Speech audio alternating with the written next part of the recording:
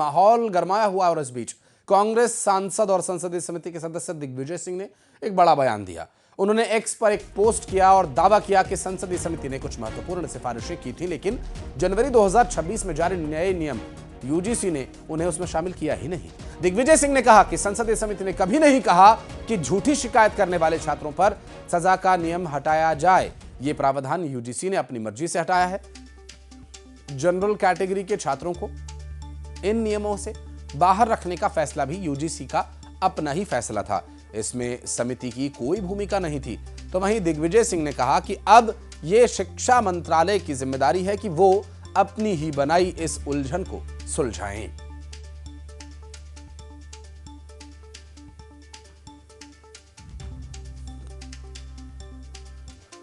और अब बात करेंगे हमारे सहयोगी वासु चौरे इस वक्त हमारे साथ जुड़ गए। वासु, यूजीसी के नए नियम स्कूल्स माफ कीजिएगा कॉलेजेस में तो विरोध, यूनिवर्सिटी में तो विरोध की वजह बन ही रहे हैं, लेकिन दिग्विजय सिंह का ये बयान इस बात की तस्दीक कर रहा है कि नियम लागू होने से पहले भी ये चर्चा में रहा था।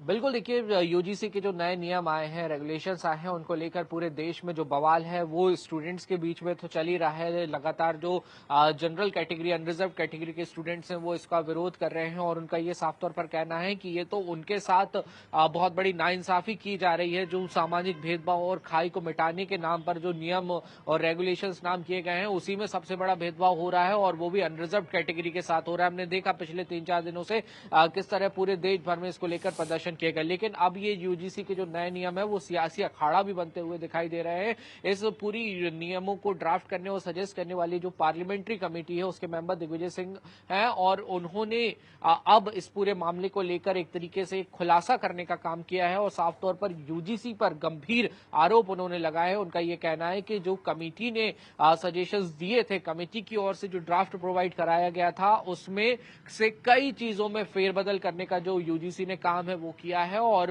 वो भी बिना पार्लियामेंट्री कमेटी को कॉन्फिडेंस में लिए, क्योंकि अगर ऐसा होता तो फिर वहां पर फिर से सजेशंस दिए जाते और फिर से इस पूरे मामले को लेकर बातचीत होती। दूसरी तरफ जो अलग अलग जो सावर्ण समाजों के संगठन है और जो अपोजिशन पार्टीज हैं, उनका भी ये साफ तौर पर कहना है कि जब भी कोई नियम कानून बनाए जाते हैं या फिर कोई बड़ा फैसला होता है जिससे देश भर के बड़े पैमाने पर लोगों का प्रभावित होने का जो चांसेस हैं वो रहते हैं, तो वहां पर सबकी राय जो है वो लेनी चाहिए। लेकिन इस पूरे मामले में ऐसा नहीं हुआ। एक तरफा जो नियम है वो बना दिए गए हैं और जब ये पूरा विवाद अब बढ़ चुका है तो कांग्रेस के सांसद पूर्व मुख्यमंत्री दिग्विजय सिंह ने सरकार को और यूजीसी को दोनों को ही कटघरे में खड़ा किया है। अब बहरहाल जो पूरा एक लंबा चौड़ा पोस्ट जो है वो दिग्विजय सिंह की तरफ से किया गया है और उसमें उन्होंने तमाम बातों का जिक्र किया है कि कमेटी ने क्या कुछ सिफारिशें की थी, कमेटी ने क्या कुछ कहा था और यूजीसी ने उनको किस तरीके से नकारने का काम किया, नियमों को जैसा बनाना चाहिए था वैसा नहीं बनाया। ये जो आरोप दिग्विजय सिंह की ओर से लगाए गए हैं उस पर